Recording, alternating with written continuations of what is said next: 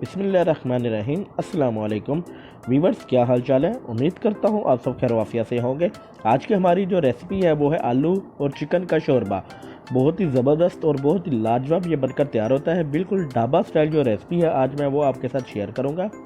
और इसके लिए हमने जो चिकन लिया है वो लिया है 500 ग्राम, और आलू हमने लिए हैं 500 ग्राम, और एक पाव हमने लिया है दही। और दही हम इस्तेमाल करेंगे फेंटा हुआ दही हमने इसमें इस्तेमाल करना है।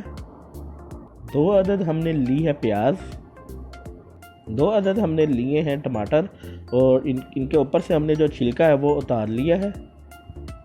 नमक इस्तेमाल करेंगे हम हस्बे ज़रूरत, और 1 टीस्पून हमने ली है रेड चिली पाउडर, और 1 टेबलस्पून हमने लिया है टर्मरिक पाउडर, और 1 टीस्पून हमने लिया है गरम मसाला पाउडर।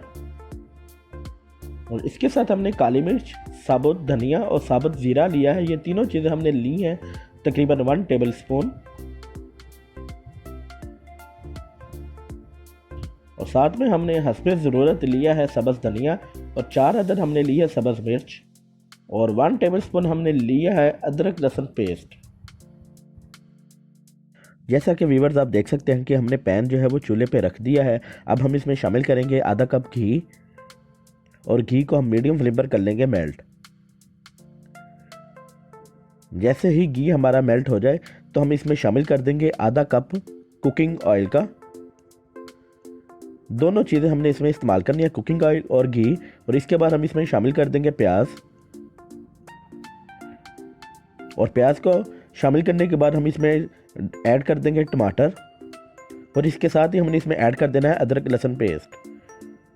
अब हम इसको 1 से 2 मिनट के लिए मीडियम फ्लेम पर पकाएंगे, फ्राई करेंगे।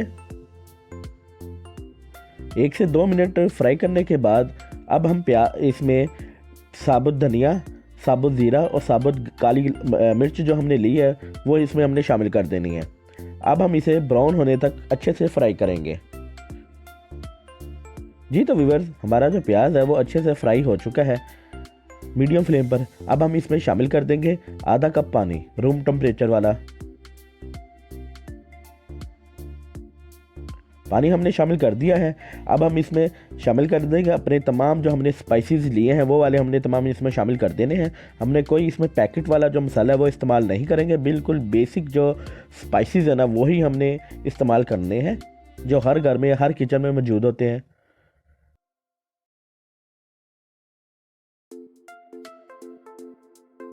और अच्छे से हमने इसे कर लेना मिक्स।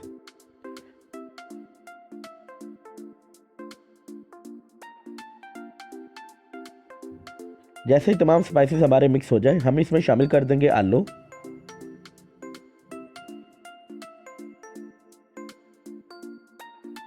आलू शामिल करने के बाद हमने इसके साथ ही इसमें डाल देना है चिकन। अब हमने इसको 5 मिनट के लिए मीडियम फ्लेम पर अच्छे से भून लेना है, और साथ साथ चम्मच हमने इसमें हिलाते रहना है।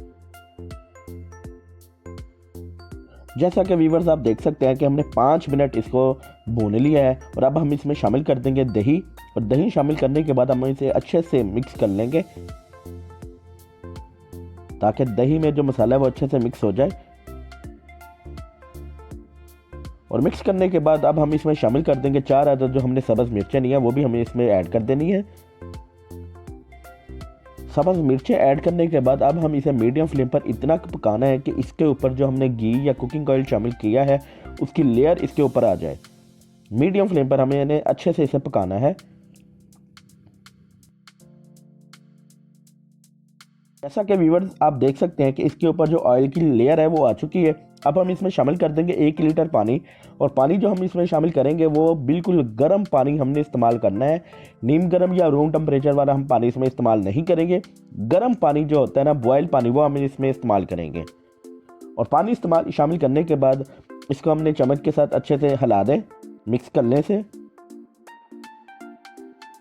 और अब हम इसे कवर करके 15 मिनट के लिए लो फ्लेम पर पका लेंगे। तो तो व्यूअर्स उम्मीद है कि आपको ये रेसिपी पसंद आई होगी। और देखें माशाल्लाह से कितना ज़बरदस्त हमारा ढाबा स्टाइल जो आलू और चिकन का सालन है वो तैयार हो चुका है।